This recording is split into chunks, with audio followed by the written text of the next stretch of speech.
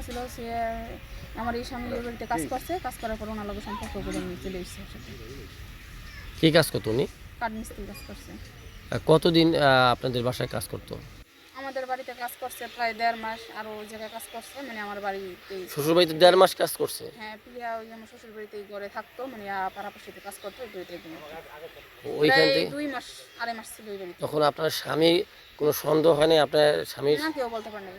আপনাদের সম্পর্ক না, কোথায়? কেউ বলতে পারে নাই। স্বামীকে আপনি ফাঁকি দিয়ে তার সাথে একটা সম্পর্ক তৈরি করেন? স্বামী মানে ছিল আবার ছিল বাড়ি থেকে, তো আমি অশান্তি পাইছি, এই কারণে তো করছি। না, তখন আপনার স্বামী কিছু করতো?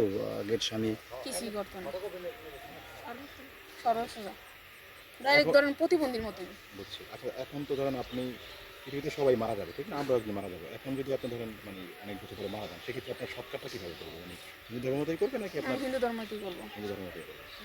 এমনি এই ঘটনা যে ঘটলো, আপনি হিন্দু মুসলমান থেকে হিন্দু হইলেন, এই বিষয়ে আপনার মানে কোনো আক্ষেপ বা কোনো মানে কিছুই নাই। কিছুই নাই, না।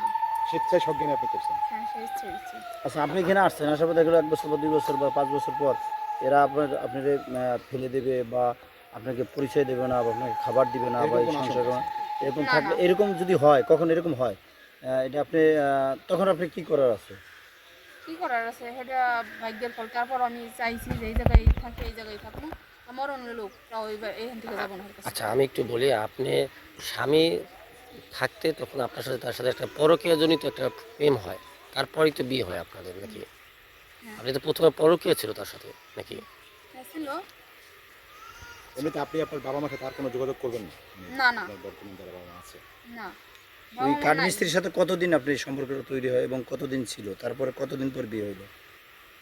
প্রায় 6-7 মাস ছিল, বিয়ে হয়েছে 3 মাসে। ওই সময় কি ওর সাথে মেলামেশা করতেন? না। শুধু এখন কি আপনি সম্পর্কেই সুখী? ছিল? মানে এক কথায় যদি বলতে চান, হ্যাঁ, সুখী হয়েছে। ভবিষ্যতে থাকবেন কি কোনো বিষয়ে? ওকে, ভবিষ্যৎ যতদিন বাঁচে এমনি ঠিক আছে যাবে। দিদি। কোর্টের মাধ্যমে না কোনো মন্দির? কোর্টের মাধ্যমে। আপনার বাচ্চাগুলি বাচ্চাগুলি তাকে বাড়িতে রেখে দিছে, বাচ্চা তো আর আমার দেবে না। ডিভোর্সের কাগজটা আছে? ডিভোর্সের কাগজ সেটা তো আমার কাছে নেই। আচ্ছা আপা, আপনি একটু বলেন তো যে মানে এই আপনি তো এক জায়গায় ছিলেন, হ্যাঁ। আপনার এক জায়গায় বিয়ে হয়েছিল না? জি। আপনি মুসলমান ছিলেন, পরবর্তীতে এই যে আপনার একবার বিবাহ হয়ে মানে এর সাথে সম্পর্ক, এটা তো বলেন তো বিস্তারিত একটু, ঘটনাটা কীভাবে কী করছে একটু বিস্তারিত সম্পর্ক করুন। মানে লজ্জার কিছু না, আমরা আপনার না, বলেন ক্ষতি আপনি করার বলেন। জন্য আসেনি। জনের সম্পর্ক খুলে গেছি। সম্পর্ক কীভাবে হয়ে যায়? কিভাবে মানুষের সম্পর্ক কিভাবে হয় বুঝতে মানে পারে না? যোগাযোগের বিষয় থাকে না, সেটা আপনার দেখা যায় যে ফোনের মাধ্যমে হতে পারে বা আপনার দেখা হলে সেটার মাধ্যমে হতে পারে। আপনার বাবার বাড়ি হলো কোথায়?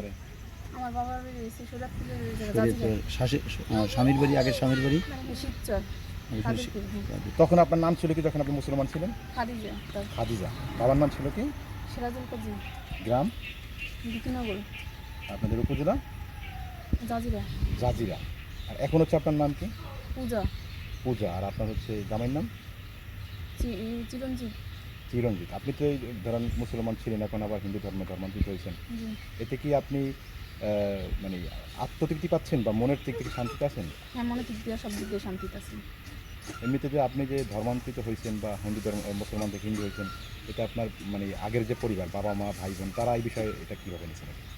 এটা কিভাবে, এটা কেউ ধর্ম পাল্টে এলে কি মাইনা নিতে স্বাভাবিক দেরি লাগে।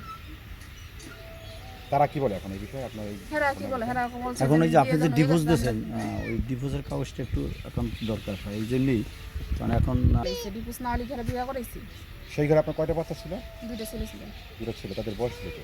একজনের বয়স মানে 10 শেষ হয়েছে, আরেকজনের এই যে 1 মাস বাকি আছে, 8 শেষ হয়েছে।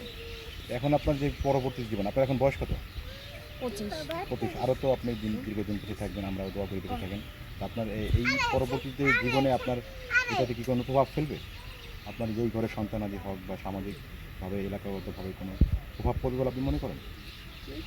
কোনো প্রভাব পড়বে মানে এই যে আপনি মুসলমান থেকে হিন্দু ধর্ম গ্রহণ করলেন, এই অঞ্চলে সামাজিকভাবে কোনো আপনি হেয় প্রতিপন্ন হইতেছেন? আমার কাছে ভালোই লাগতেছে। ভালো লাগতেছে এবং আপনি স্বেচ্ছায় সজ্ঞানে এটা করছেন? জি। তো এই বিষয়ে আপনার একটু একটু বলেন আর কি, একটু বিস্তারিত বলেন, মানে কাটা না করে একটু ঘটনাটা একটু বলতেন তাহলে ভালো হতো আমার। মানে আপনার জন্য ভালো। প্রথম দিকে কিভাবে হইলো হ্যাঁ, পরবর্তীতে মানে জ্বালা যন্ত্রণা ছিল ওই কারণে মানে নিজের পথ নিজে বেছে নিছি। জ্বালা যন্ত্রণা থাকার পরে আপনি কিভাবে এই তার সাথে পরিচয় হইলো, পরিচয় থেকে যে পরিণয় বিয়ে পর্যন্ত করাইলো, কিভাবে হইলো বিষয়টা? উনি ওই জায়গায় কাজ করছিল, কিসে কাজ করতো উনি? কাজ মিস্ত্রি কাজ করছে। ওই আপনার শ্বশুরবাড়ি এলাকায়? হ্যাঁ, ওই বাড়িতেই কাজ করছে। আপনার শ্বশুর বাড়িতেই সে কাঠমিস্ত্রি ছিল তখন?